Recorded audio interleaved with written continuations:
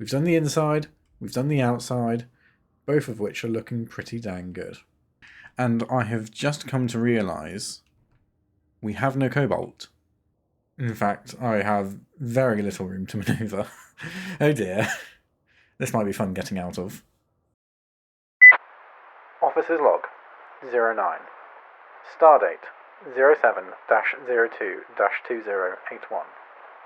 I have power, production, and the bare bones of a small fleet. The 2 maintenance worker bees have proven incredibly useful, but I now require a hangar to house them. It is time to turn my attention towards constructing a shipyard, where I can re-outfit my ships and construct new ones. Once the shipyard is operational, I can start to prepare for the scouting mission to the nearby planet.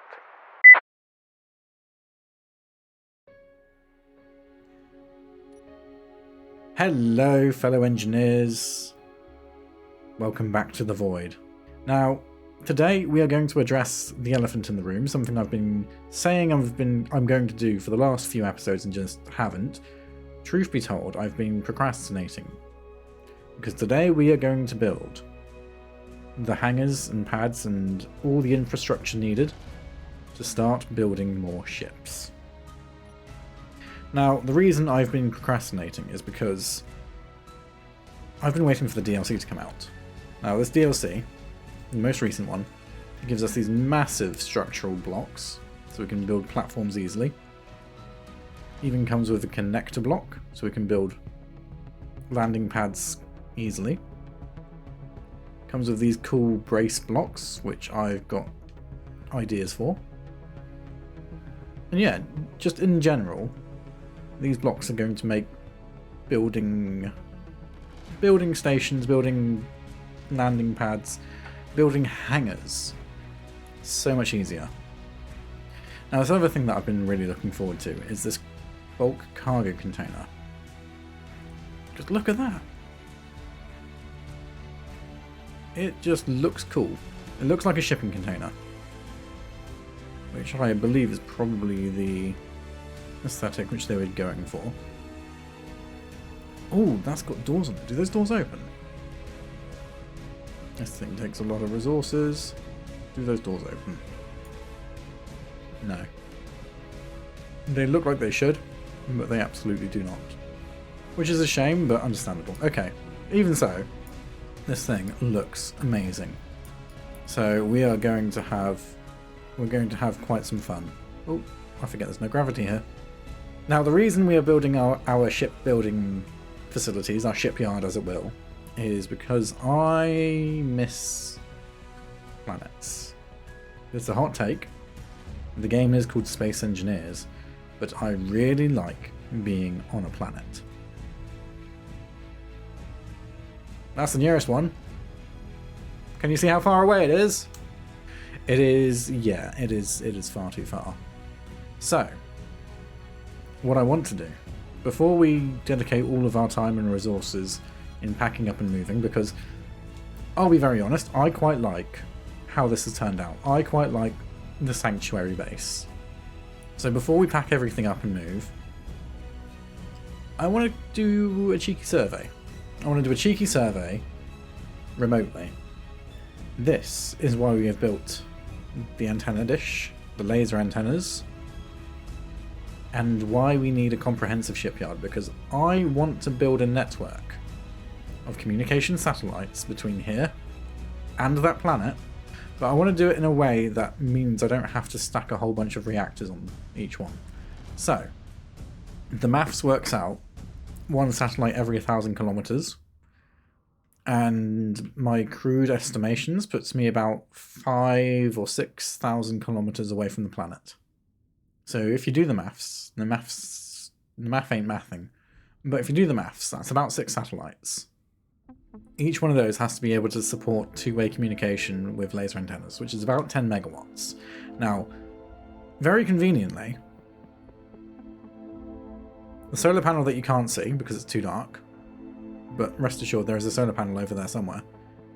That solar panel puts out 10 megawatts. But it does mean I'm going to have quite a big solar panel on each individual satellite.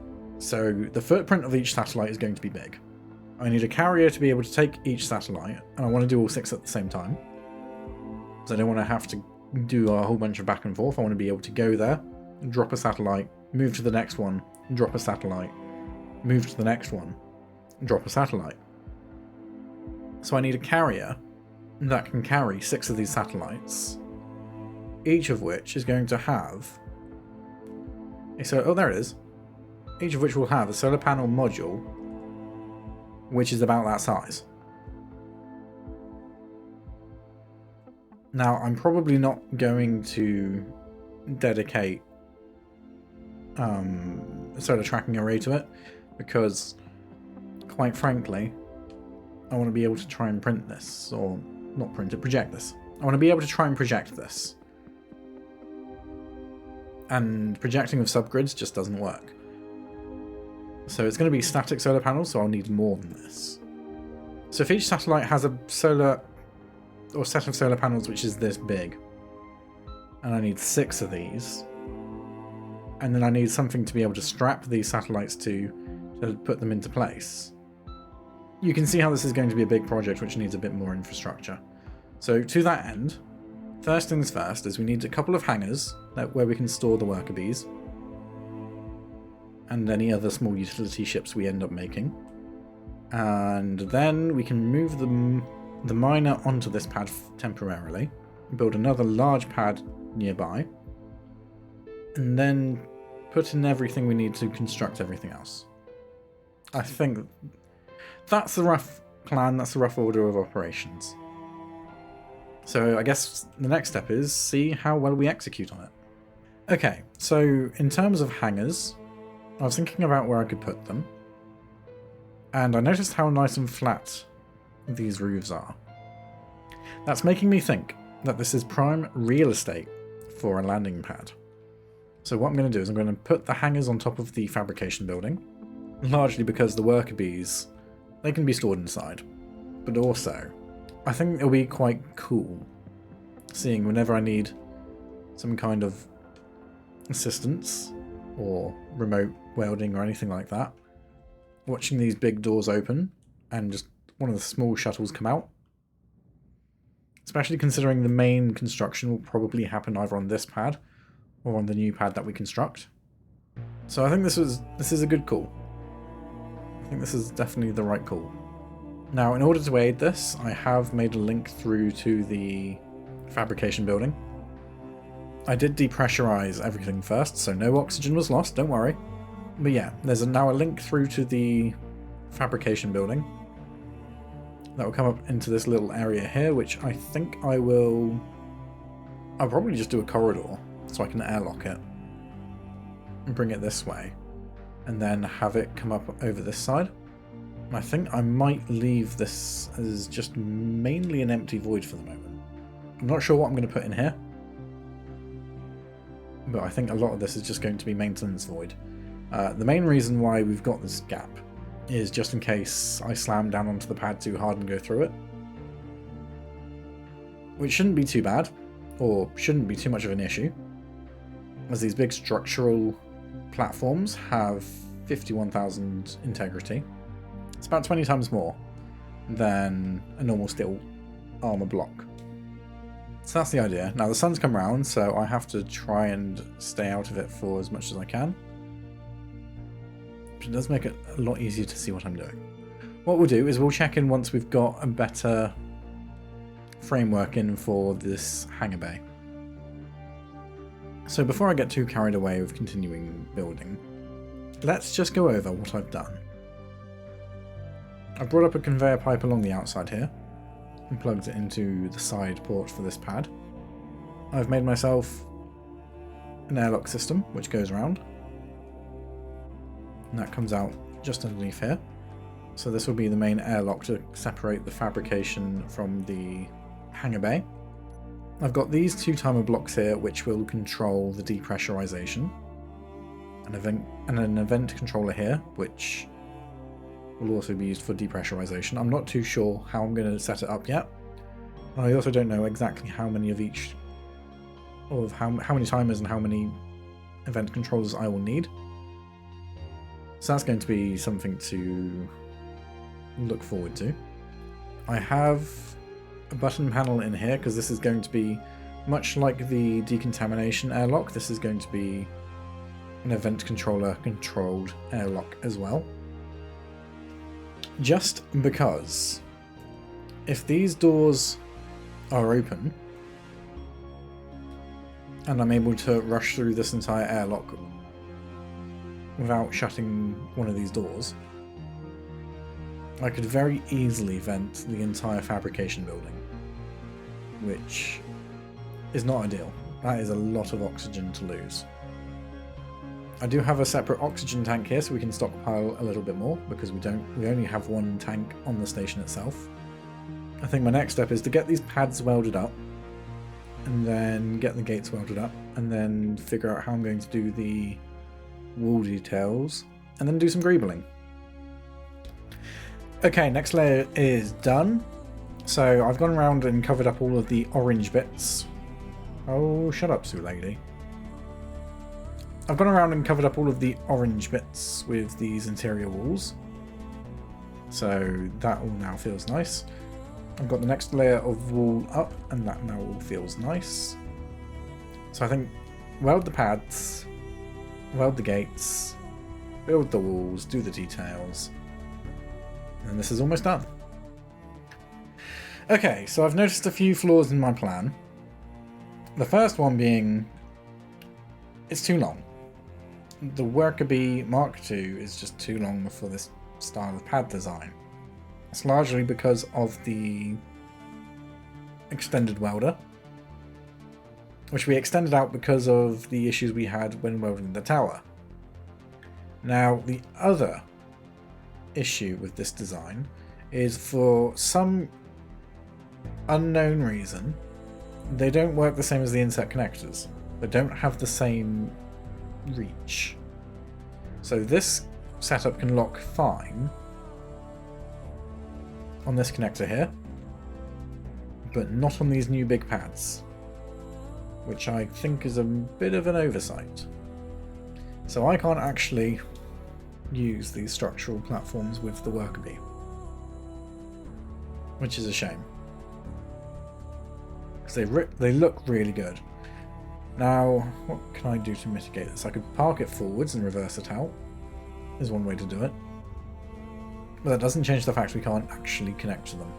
So, unfortunately, I think I'm going to have to scupper this plan and revisit it.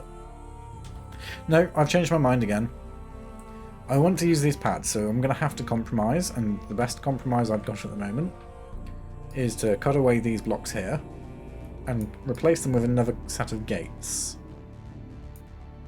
So the Worker Bee Mark II will fly straight through. The other compromise we're going to have to do is we're going to have to bring this connector on the bottom of both of them closer to the ground. Currently they're separated by a block, but that just doesn't work with these ones for whatever reason. So the only other way we can do that is to bring it flush with the ground. So that's replacing these landing gears with mag blades.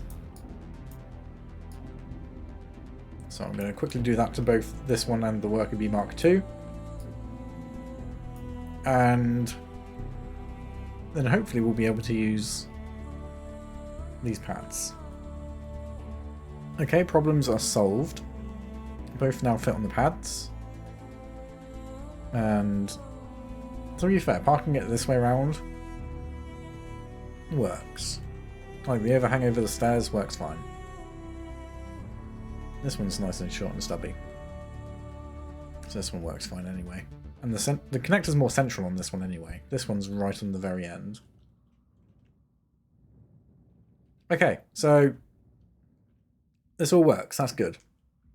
I guess the next step is get the walls up and get the gates welded and do some decorating. Yes, I am indecisive. Here's the play. So I've buried a bunch of timer blocks in this corner. So there's an extra 4 here, because I'm going to use timer blocks to deal with depressurizing the room, opening the doors, all that fun stuff.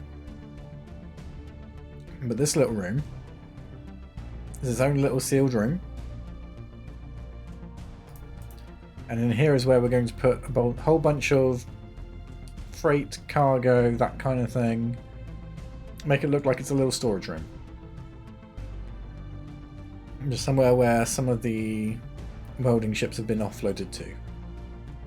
So that's the idea. So this room is going to be a little bit of decoration rather than anything else. It's more like a shipping manifest office kind of thing. Okay, so time for a bit of an update. I've got the gates welded up. This is how we're doing so far. Now, I didn't realise that at first, but putting the hangar bays for my welding craft right on top of the fabrication building makes perfect sense. And I did it completely unintentionally. But currently, our processing pipeline follows that the ores get refined in the refinery building here, then move along to the assembly building in here, which I don't have any windows on this side, and then the components from the assembly building get transferred into the welding craft up here to be used to build buildings, make things, build ships. So the processing pipeline is actually really logical and completely accidental. That being said, I've got a basic roof on. So I've gone for this design with glass in the roof just to make it feel a bit more nicer, a bit more homely. And with these interior blocks just to help ease that transition. I'm going to want to do something along these walls, both on the inside and the outside, to make it less square. So do something interesting with the shape here. I might do something similar to what I did in the reactor room, to make it so that there's a bit more passageway along the bottom here and then have it more square towards the top. I have the air vents in the ceiling, which will be used to depressurize and depressurize the room. Because what I want to do is I want to have it so that while I'm doing active operations, I can leave the doors open. So the room will depressurize first, the doors will open, everything will be fine. And the same thing, once I'm no longer using the ships, I can bring them in, shut the doors, pressurize the room, and this gives us a nice pressurized hangar bay to do maintenance activities and that kind of fun thing. So all in all, we've got improvements. Things are going well. So that's the current state of things. I'm going to recharge, have a snack, and continue building. The next thing is get the rest of this roof welded up, and then figure out how I'm going to connect these vents. Okay, so another quick update. We've done the internal work. I've just done a quick pressurization test, and it pressurizes, everything is good. I've been using this detailing with a passageway and a interior wall just to give it a bit more space, and I quite like it. And the other bit of detailing I've done is I've got a normal window with one of the barred windows on the other side, and that looks quite cool from the inside. So I've done that over the big panes of glass because the glass looked invisible. And I think that works quite well as well. So the next step is to do the outside. Let's just quickly depressurize the room, otherwise I'm going to end up accidentally venting it all to space. There we go. Completely depressurized. So let's go have a look outside. Let's figure out what we need to do. So this is what we've got to work with on the outside. What I need to do is I need to put over some blocks to cover this up a little bit. Give it a bit of detail, a bit of shape, which isn't going to be too difficult, I don't think. And then and then do something on the roof. So we need to do the external cladding, and then that's the hangar bay for the worker bees done. Which is good. This is the first step to having our shipyard. So having some interior hangars where we can work on small grids and the worker bees. Okay. It's been a hot minute since I last checked in, and I kind of got a little bit carried away with the greebling. But this is what we've got. So, very textured and detailed outside. This is the sort of shape I've gone for. I like the angles and just like the harsh step of the slopes coming out.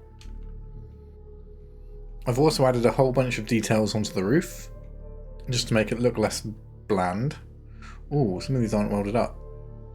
In fact, none of these are welded up. Let's quickly weld those up. Yeah, so we've got all this detailing on the roof. We have a few solar panels.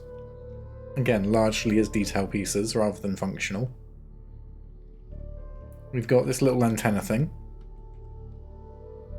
We have the pipe to hook up to the air vents and this turret emplacement we have.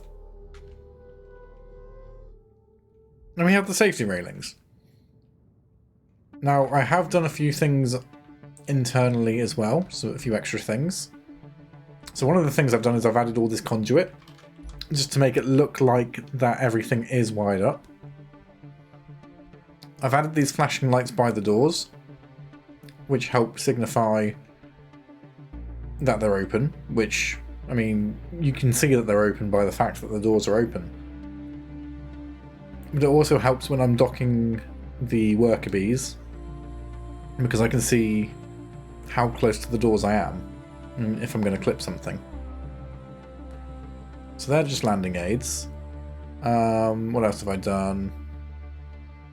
I've added in some more event controllers, and I've added this racking here to make it look like this is a little maintenance building, because that's what it is essentially.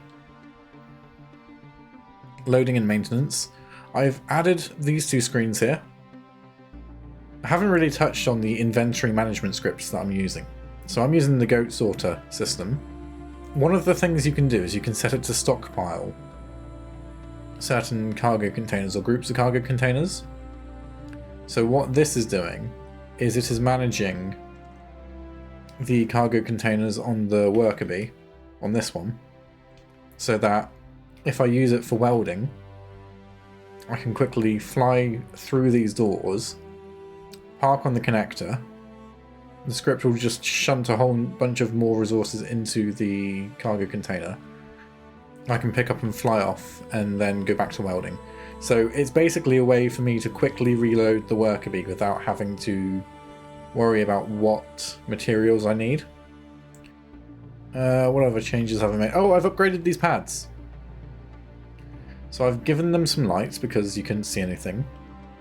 And I've also upgraded them to the structural pads because one thing I found out with, at least with this worker bee, especially now that they have to be much closer to the connector, the engine plumes damage the armor blocks quite considerably.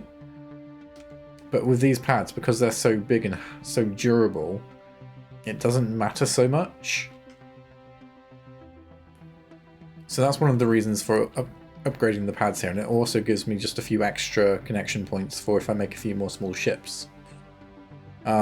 One of the things I've done is I've set up the timers and event controllers for the pressurization and depressurization of this room. So with one button it will shut the doors, it will repressurize the room, and it will turn these doors off. So when this room is pressurized, you can't accidentally open up the door to depressurize it. And the same thing happens in reverse. So if I depressurize the room, it sucks all the air out of the room first, turns on the doors and opens them automatically. So I've gone through and I've done the event controllers for the airlocks. So you can't open this external door when this door is open, and vice versa. You can't open the internal door when this one is open. So I've done that for a few of the airlocks on the fabrication building. So we've got this one here that's been set up. We have this one here is not an airlock, but the vent in here is controlled under the same control scheme as these vents, so there's no risk of losing air pressure from in here. This airlock is set up, so you can't depressurize the fabrication building by accident. And the other thing I've done as well is I've added these button panels to reset the airlocks. So, say for example, I have this door open, I run... Oh, actually, here's a better example. The door out to the pads is already open. Meaning I can't come out this way. Because of the event controllers that I've got set up, I can't use this door until the other one is shut. But I have button panels around now, which reset the airlocks. So when I press the button, it basically triggers all the doors to close. Which means that I can now use this airlock because that door is now closed. If I leave this door open and then go outside, see, I now can't get back in from the pad because the other door is open. But I've got button panels to shut the doors. So now I can. I think I'm quite happy with how this has turned out. I'm ready to call this part of the project done. So we have our maintenance hangar for the worker bees. Oh no, I can't call it done. I haven't done any of the painting. It's all just this drab grey. I'll do the painting, and then we can call it done. But that's just one part of the project. Because I want a shipyard, not just a hangar and a landing pad. So I'm thinking of doing another building. A bigger building where I can build small grid or larger small grid ships and like modules of large grid ships. So I'll give it a thought. I'll see where we are. And we'll see how much progress towards that we can make. So I just wanted to share the updates with you so far before we lose the sunlight. I've been going around and I've been doing my painting. I've also been painting a bit more of the wider base as well. So all of the conveyor lines I've painted in yellow, just so they have a nice high contrast. I've given the outside of the hangar bay a few accents. So standard orange accent just to match the rest of the build. But also this sort of light grey section as well. On the roof here, I've just gone for various shades of grey as well as a bit of red for the pipework. And again, the standard orange accent for the solar panels and the turrets. I did have a bit of an accident with the painting tool. So I've had to go around and fix a lot of that. A lot of the downstairs in this fab is the wrong colour because of that accident, but I'm going to fix that. I'm just going to quickly fix my mistakes and then we'll tune back in. So I finished repainting the internal section. What I've done is I've gone for my usual orange accent colour, because I like it. And a lot of this is coming through from the outside, which is quite nice. I've opted to go for various shades of grey. So we've got slightly off-white, because again, this really contrasts with the darker elements on the actual block itself. I've gone for a slightly off-white for these ceiling conduits, just to help them stand out. I've opted to go for teal, there's like this teal colour for my air vents. Because I think all the oxygen things should be colour-coded. I'm going to lean into that a little bit more heavily. So I've gone for the yellow for the pipes, teal for oxygen. I might go for a different colour for hydrogen, maybe red, because obviously it's explosive. So moving on down, I've just repainted this into, again, a slightly lighter grey. In this room, all I've done is paint the vent and the cargo containers. In this airlock, I've accented the vent controllers and the button panel, as well as paint the air vent. In the fabrication building, I've gone through and given it a lick of paint. So again, I've accented some of the more functional blocks. I've painted the modules a yellow colour to give it a bit more industrial vibe. The assemblers have been painted orange, just to give them a bit more contrast. Again, the air vents have gone teal. I've gone through and painted a lot of the air vents in the base. And the other main point is the pipes. The pipes are now yellow.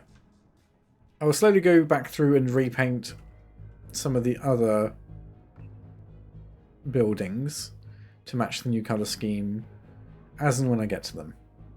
For now, I'm quite happy to say that this project is finished. We've done the inside, we've done the outside, both of which are looking pretty dang good. So the next thing to really look at and work on is going to be adding another pad, probably a vehicle assembly building, something like that. Somewhere where we can work on slightly larger ships or modules in a pressurized environment and then move them onto a landing pad for final assembly. So I've just added these screens to help us monitor our component usage and ingot availability, and I have just come to realise we have no cobalt.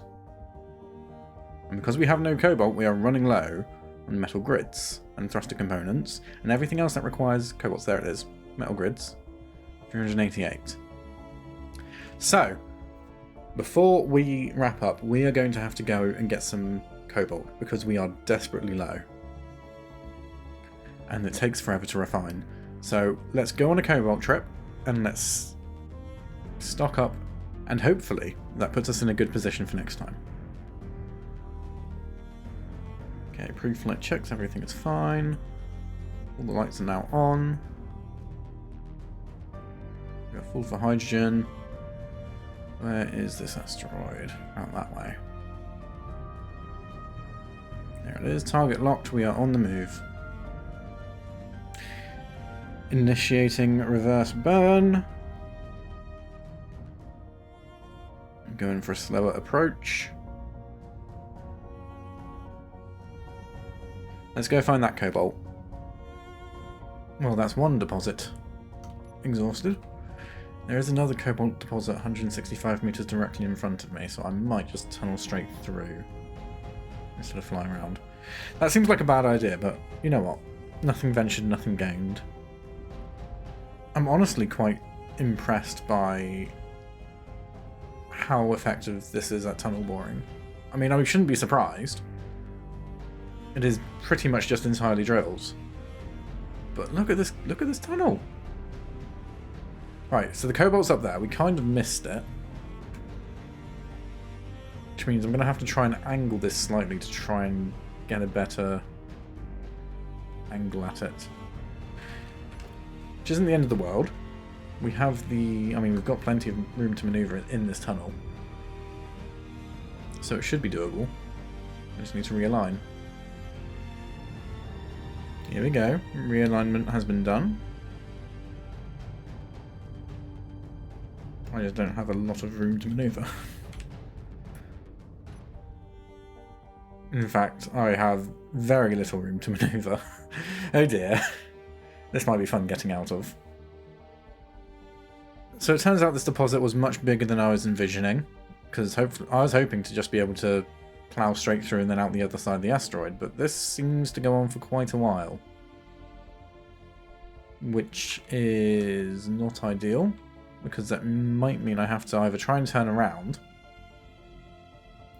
or reverse back and try and navigate this. I might have made a mistake boring through, at least not boring through in a straight line. But that's okay, we can make this work. Here we go. Realistically, all I need to do is angle up a little bit. And I can go over the cobalt deposit. Oh, I'm caught on something. This is fine.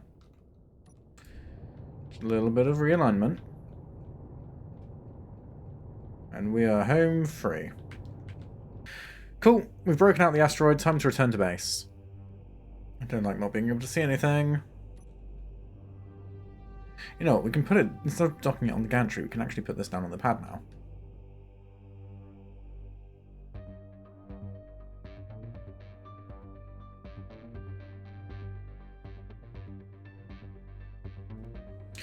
Nice. That was a completely uneventful landing.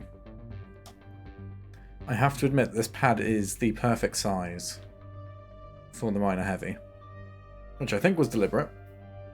Fairly sure it was done deliberately, but even so, you can't get much better fit than that. Okay, so we have our cobalt. In fact, we've now got a stupid amount of cobalt. I get to there. Yes, we can. Okay, so that's 1,000 tons. We've got 1,000 tons of ore processing, which is good. That will keep things moving. That keeps the assemblers fed. That keeps production going. So all of this is now refining. Everything is going well. Everything is good. The minor heavy is on its pad. Can I still get the worker bee out? Yeah, we'll go over the top there. That's fine. That's perfect height. That was completely accidental. So the next steps for next time is going to be probably building a couple more additional pads, and then building this vehicle assembly bay, or vehicle fabrication building, or vehicle assembly building, however you want to call it. It's going to be a building off to the side, or maybe even in between the pads. I'll put a second pad sort of next to this one. I can do the vehicle assembly building inset beneath the pads, and then another pad on the other side of it.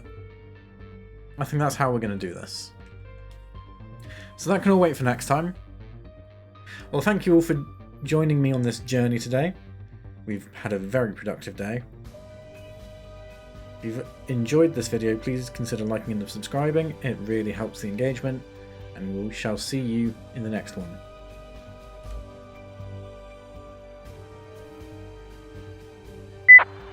Officer's Log 09.